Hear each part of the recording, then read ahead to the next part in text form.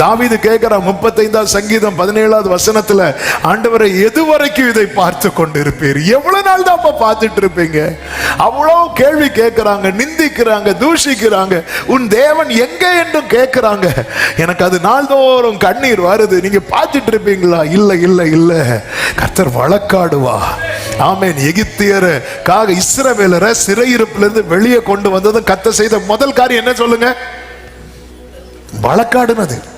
பார்வோனை அவன் சேனை இருக்க விடல, மொத்தமா கொண்டு வந்து சிவந்த சமுத்திரத்துல அவங்க கண்ணுக்கு முன்னாடி இல்லாம ஆக்கிட்டார்.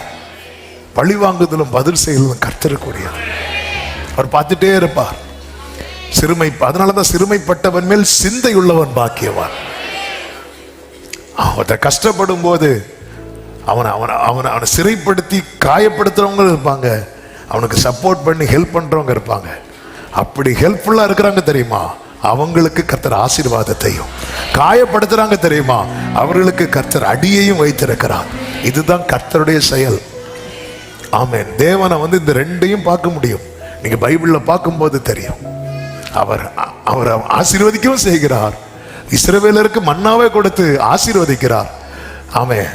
சிவந்த சமுத்திரம் என்பது இஸ்ரவேலருக்கு ஆசீர்வாதம், எகிப்தியருக்கு அது அழிவு. அது கர்த்தர் பழி வாங்கினது. இது பலமுறை சொல்லி இருக்கிறேன். என்ன பழி வாங்குதல்? பார்வோனும் ஒரு சட்டம் போடுகிறான். என்ன சட்டம்? நான் பிறக்கிற எல்லா ஆண் குழந்தை எங்க போட்டு கொல்லணும் தெரியுமா? தண்ணியில.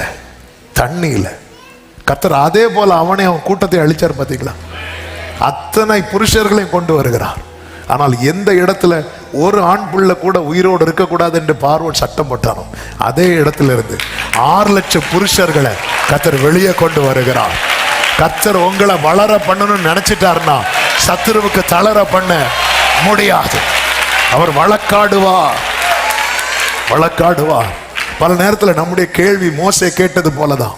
யாத்திராகமம் 5:23 ஆண்டவரே, அவன் இந்த ஜனங்களை உபத்திரவப்படுத்துகிறான், நீர் உம்முடைய ஜனங்களை இன்னும் விடுதலை ஆக்கலையே ஆண்டவரே, அவன் இன்னும் கஷ்டப்படுத்திட்டு தானே இருக்கிறான்.